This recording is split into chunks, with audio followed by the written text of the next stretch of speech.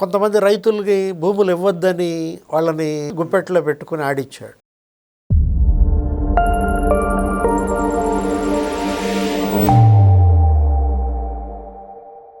నమస్తే, welcome to think Andhra. నేను మీ మాణిక్. మనతో పాటు ఉన్నారు ప్రముఖ రాజకీయ విశ్లేషకులు, సీనియర్ జర్నలిస్ట్ టీవీఎస్ గారు. నమస్కారం సార్. నమస్తే సార్. 2016లో జీవో నెంబర్ 41 చంద్రబాబు నాయుడు గారు అప్పుడు తీసుకొచ్చారు. అయితే జగన్మోహన్ రెడ్డి గారు అధికారంలోకి వచ్చిన తర్వాత ఈ దళితులకు సంబంధించినటువంటి అసైన్డ్ భూములను కూడా తీసేసుకున్నారు చంద్రబాబు నాయుడు గారు, నారాయణ కలిసి అని చెప్పి కేసు నమోదు చేశారు. తర్వాత అంతకుముందు కూడా ఇన్నర్ రింగ్ రోడ్ అని, తర్వాత స్కిల్ డెవలప్మెంట్ కేసు అని, ఆ కేసులో ఆయన ఏకంగా 53 రోజులు జైల్లో ఉంచిన పరిస్థితి. అంటే ఈ రకంగా ఏదో ఒక విధంగా చంద్రబాబు నాయుడు గారిని టార్గెట్ చేసి చాలా హింస పెట్టి, ఇబ్బంది పెట్టి, చివరకు ఆయన కుమారుడు ప్రస్తుత మంత్రి నారా లోకేష్ గారు కూడా రోడ్డు మీద బైఠాయించి రాజ్యాంగాన్ని తీసి పోలీసులకి చూపించాల్సినటువంటి దయనీయ పరిస్థితి. అయితే ఇప్పుడు హైకోర్టు, ఏపీ హైకోర్టు కీలక వ్యాఖ్యలు చేసింది. అది ఫాల్స్ కేసు అన్నట్టుగా చెప్తూ ఏ ఒక్క రైతు, దళితుడు కానీ, ఎస్టీలు కానీ ఎవరు కూడా దీనివల్ల నష్టపోలేదు అని వాళ్ళ మీద ఆ కేసు కొట్టేస్తూ కక్షా రాజకీయాలకు నాంది పలికినట్టుగా జగన్మోహన్ రెడ్డి ప్రజలకు స్పష్టమైంది. దీనిపై మీరేమంటారు? ఆళ్ల రామకృష్ణారెడ్డి చెంప చెళ్ళ, ఆయన కేసు పెట్టారు కదా. జగన్మోహన్ రెడ్డి చెంప చెళ్ళ అంటే చెంప దెబ్బ, చేట దెబ్బ అంటారు. ఇప్పుడు చెంప దెబ్బ ఎవరికి, చేట దెబ్బ ఎవరికి? అంటే పెట్టింది ఆళ్ల రామకృష్ణారెడ్డి, పెట్టించింది జగన్మోహన్ రెడ్డి. చంపదెబ్బ జగన్మోహన్ రెడ్డికి. అప్పట్లో ఏంటి, చంద్రబాబు పైన తప్పుడు కేసులు, ఆయన ముఖ్యమంత్రిగా అమరావతి నిర్మాణం, 10,000 కోట్లు ఖర్చు పెట్టారు. 2014-19 మధ్య ఆ భవనాలన్నీ పాడుపెట్టారు, ఆ రోడ్లన్నీ తవ్వేశారు, తారు కూడా తవ్వుకొని తీసుకెళ్ళిపోయారు. ఆ సీడ్ యాక్సెస్ రోడ్డుకి అడ్డంగా పార్టీ కార్యాలయం కట్టాలని చూశాడు. అంటే ఇప్పుడు అసలు కొంతమంది రైతులకి భూములు ఇవ్వద్దని వాళ్ళని గుప్పెట్లో పెట్టుకుని ఆడిచ్చాడు. ఇప్పుడు మొత్తం ల్యాండ్ ఎక్విజిషన్ తీసుకొచ్చి ఆ భూములన్నీ కూడా స్వాధీనం చేసుకుని, నిన్నే ముఖ్యమంత్రి చంద్రబాబు కూడా చెప్పారు, ఆగస్టు 15 కల్లా సీడ్ యాక్సెస్ రోడ్ కంప్లీట్ చేస్తాం, హైవేతో కలుపుతాం. ఇప్పుడు ఈ 2 ఏళ్లలోనే అమరావతిలో 15,000 కోట్లు ఖర్చు పెట్టారు. మొత్తం బిల్డింగ్లన్నీ అయిపోతున్నాయి. అసలు సెక్రటేరియట్ 5 టవర్లు, ఒక 5-6 అంతస్తులు ఇప్పటికే కంప్లీట్ అయిపోయాయి. మరి ఆయన వ్యూహం బెడిసికొట్టినట్టేగా. అంటే చేపలు పట్టుకోవాలన్నారు, శ్మశానం అన్నారు. ఆ నేతలతో, అంటే బొత్స లాంటి పెద్ద పెద్ద లీడర్లే ఈ వ్యాఖ్యలు చేశారు సార్. మరి ఇప్పుడు వాళ్ళ ఆశలు అడియాసలు అయినట్టే కదా.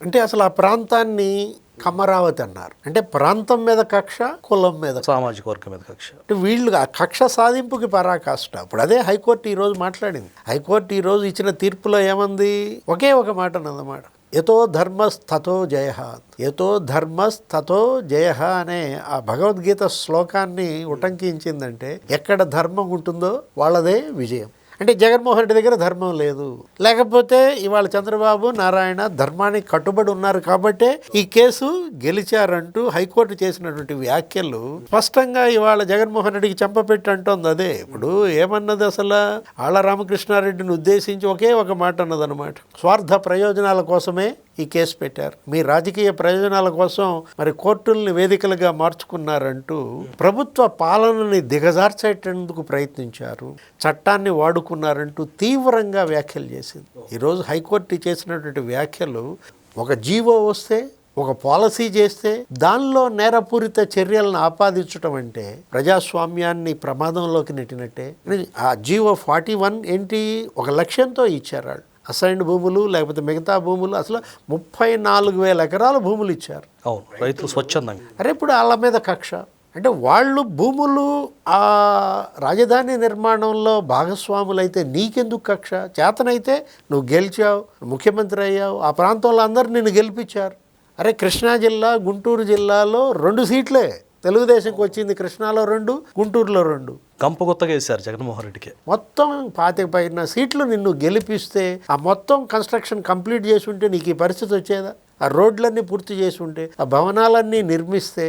ఆయన అంతకుముందు ఆయన మాట ఇచ్చారు సార్, నేను అమరావతి కట్టుబడి ఉన్నాను, అందుకే ఇక్కడ హౌస్ కూడా కట్టుకున్నాను నేను. అంటే జగన్మోహన్ రెడ్డి రాజకీయ దురుద్దేశాలని ఇవాళ హైకోర్టు ఎండగట్టింది. ఈ తీర్పు ద్వారా జీవో 41 ఇవాళ ఆళ్ల రామకృష్ణారెడ్డి వేసిన కేసు ఏమని చెప్పిందంటే, తిరువళ్ళువార్ తమిళ కవి వ్యాఖ్యల్ని, ఆయన యొక్క కవిత్వాన్ని కొన్ని పంక్తులు చెప్తూ, రాజకీయ శాస్త్ర సారాంశం అందరినీ రక్షించటమే, అందరినీ రక్షించడం కోసం రాజకీయం. కానీ జగన్మోహన్ రెడ్డి చేసిన రాజకీయం అందరినీ నాశనం చేయడం కోసం నువ్వు రాజకీయం అంటే అది రాజకీయం ఎలా అవుతుంది? రక్షించేదే రాజకీయం.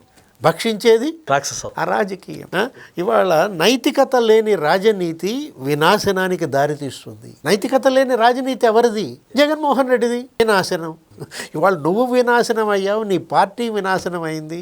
ఎందుకంటే నీ రాజకీయంలో నైతికత లేదు కాబట్టి. ఇప్పుడు చట్టం శక్తివంతుల చేతిలో ఆయుధం కాకూడదు అని స్పష్టంగా చెప్పింది. ఇవాళ బలహీనులకు రక్షణ కవచంగా చట్టం ఉండాలి తప్ప లార్డ్ డెన్నింగ్ ఆయన కామెంట్స్, న్యాయ కోవిదుడు ఆయన కామెంట్స్ను కూడా ప్రస్తావించినటువంటి పరిస్థితుల్లో ఎందుకు ఈ పరిస్థితి తనకు వచ్చింది? కారణం కేవలం పగ, ప్రతీకారం, కక్ష సాధింపు. అంటే ఇప్పుడు ప్రజలపై పగ, భూములు ఇచ్చిన రైతులపై పగ. 1400 రోజులు వాళ్ళు ఆందోళన చేశారు. అరే దేవస్థానం నుంచి న్యాయస్థానానికి మొక్కులు పెట్టుకున్నారు. ఆడబిడ్డలు వలవల ఏడ్చారు సార్ ఆ సందర్భంలో. ఆ మొక్కులు పెట్టుకుంటుంటే వాళ్ళ యొక్క పూజా ద్రవ్యాలు నెలకేసి కొట్టారు, పొంగళ్ళు నెలకేసి కొట్టారు. అరే బాలింత పొత్తి కడుపులో బూటుకాలతో తొక్కారు. అరే అక్కడ రాజమండ్రిలో అయితే మరి వాళ్ళ మీద యాసిడ్ బాంబులు వేశారు. అంటే ఏంటి రాక్షసం? ఇప్పుడు ఏం చేశారు వాళ్ళు నీ పట్ల? మానవత్వం మచ్చుకులేదు. వాళ్ళ అమరావతిపై కక్ష జగన్మోహన్ రెడ్డికి ఏ స్థాయికి వచ్చిందంటే, మొన్న కూడా మధ్య ప్రెస్ మీట్ పెట్టి అదే కేంద్రం ఎప్పుడైతే చట్టబద్ధత ఇచ్చిందో ఇక ఇక్కడ రాజధాని నుంచి కదల్చడానికి వీల్లేదు, పార్లమెంట్లో తీర్మానం చేసి వెంటనే ఇతను ప్రెస్ మీట్ పెట్టి ప్లాన్ ఏ 3 క్యాపిటల్స్ మీకు నచ్చలేదు, ప్లాన్ బి మావిగన్ అన్నాడు. ఇప్పుడు నిన్న కూడా విశాఖ పర్యటనలో ఫ్లెక్సీలు అయ్యే పెట్టారు. ఎక్కడికి వెళ్ళినా అదే మావిగన్, గన్స్ లోడింగ్ వితౌట్ అగ్రిమెంట్ అని ఆ పోస్టర్లు. ఎవరిపై నువ్వు గన్ పెడతావు? అంటే ఈ జగన్మోహన్ రెడ్డి అరాచకాన్ని నమ్ముకున్నాడు, రౌడీజాన్ని నమ్ముకున్నాడని చాలామంది మీలాంటి పెద్దలు చెప్తా ఉన్నారు సార్. నిజంగా అది నమ్ముకుంటే ప్రజాస్వామ్యంలో ప్రజలు ఒకసారి 11 సీట్లకి పరిమితం చేశారు. నెక్స్ట్ ఎలా ఉండిపోతుంది సార్? ఇప్పుడు నువ్వు పార్టీ పెట్టావు, దేనికోసం పెట్టావు? ఆ రోజు ఏమని చెప్పావు? మీ నాన్నని మించిన పాలన ఇస్తానని ప్రామిస్ చేశాడు. ఇప్పుడు మీ ఇళ్లల్లో మా నాన్న ఫోటో పెట్టుకున్నారు, మా నాన్న ఫోటో పక్కన నా ఫోటో పెట్టేలాగా నా పరిపాలన ఉంటుందని కదా ఆ రోజు నువ్వు చెప్పావు. కానీ ఏం చేశావు? నీ పరిపాలన చూసి జనం ఏం చేశారో తెలుసా? నీ ఫోటో బయట విసిరేస్తే ఓకే, నీ ఫోటోతో పాటు మీ నాన్న ఫోటో కూడా బయటకు విసిరేసే పరిస్థితి తెచ్చావంటే తండ్రికే తలవంపులు తెచ్చాడు. అంటే ఇప్పుడు జగన్ పరిపాలన నువ్వు పార్టీ పెట్టావు? కేవలం క్రిమినల్స్ కోసమే పార్టీ పెట్టావా? ఎక్కడ క్రైమ్ జరిగినా వాళ్ళకి సపోర్ట్కి వెళ్తాడు. అలాగే అనిపిస్తుంది సార్. ప్రజల కోసం పెట్టేట్టు అనిపించట్లేదు. రౌడీల కోసమా? అంటే ఇప్పుడు ఆ రౌడీ షీటర్ పిల్ల సాయి కృష్ణ, అతనికి మద్దతుగా నువ్వు ఆ కుటుంబానికి, లేకపోతే ఆ రౌడీ షీటర్ రషీద్ వినుకొండ వాళ్ళకి మద్దతుగా నువ్వు, లేకపోతే అతను ఎవరు గంజాయి mafia John Victor alias killer Tenali, వాళ్ళకి సపోర్ట్గా నువ్వు.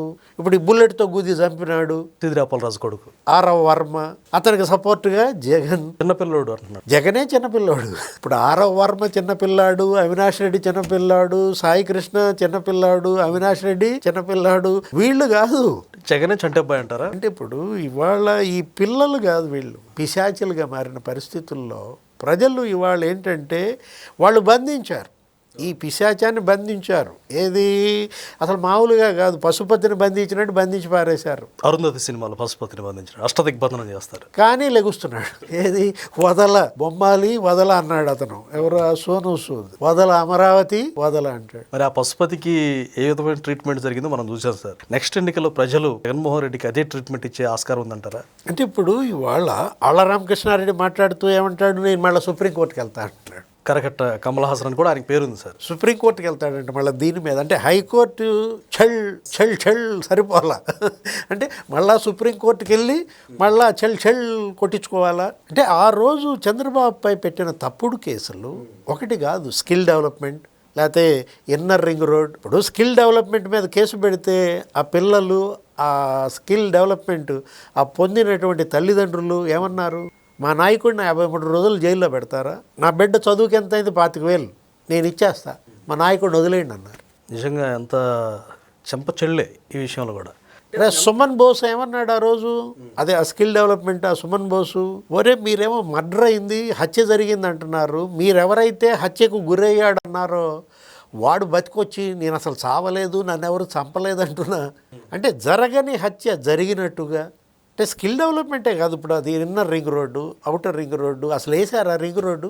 లేదు. అంటే వెయ్యని రింగ్ రోడ్డుకి జరగని అవినీతి ఆపాదిస్తాడు, తప్పుడు కేసులు పెడతాడు, జైల్లో పెడతాడు. ఇప్పుడు అందుకే కదా ఈ చెల్ అంటే ఇప్పుడు కోర్టులు చెంపలు చెళ్ళు అనిపిస్తున్నాయి.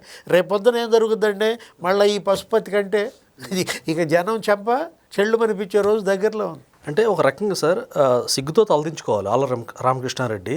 ఆయన నిజంగా కరెక్ట్ కమల్ హాసన్ అని చెప్పి అంటూ ఉంటారు, కమల్ హాసన్ అని. అయితే ఈయన ఆస్కార్ లెవెల్లో అంటే జగన్మోహన్ రెడ్డి గారి కళల్లో ఆనందం చూడడానికి మళ్ళీ సుప్రీంకోర్టుకి వెళ్తున్నాడు అంటారా? భాస్కర్ అంటే మళ్ళీ వాళ్ళు ఊరుకోరు, వాళ్ళు కేసేస్తారు. వీళ్ళకి వేరే అవార్డు భాస్కర్, వీళ్ళదేంటి చెవిరెడ్డి భాస్కర్ అవార్డులు. అంటే మహానటులు ఏది ఆళ్ళ రామకృష్ణారెడ్డి కరకట్ట కమల్ హాసన్ ఏదో అన్నారు, అవినాష్ రెడ్డి కడప కమల్ హాసన్, జగన్మోహన్ రెడ్డి పులివెందుల కమల్ హాసన్, చెవిరెడ్డి భాస్కర్ రెడ్డి చంద్రగిరి కమల్ హాసన్, భూమన కరుణాకర్ రెడ్డి అసలు మామూలు కమల్ హాసన్ కాదు అతను. అసలు వీళ్ళందరినీ మించిన కమల్ హాసన్ గుంటూరులో ఉన్నాడు. ఎవరు? అంబటి రాంబాబు. అబ్బో మామూలు కమల్ హాసన్ కాదు. ఇక జోగి రమేష్ బెజవాడ కమల్ హాసన్, మచిలీపట్నం కమల్ హాసన్, పేరుని నాని కమల్ హాసన్. ఎందుకు ఆయన పేరు ఎదురు ఆయన నాశనం చేస్తారు. ఒక ఉత్తమ నటుడు, భారత జాతి ముద్దు బిడ్డ కమల్ హాసన్ పేరు పెట్టుకోబాగాడు. Thank you sir.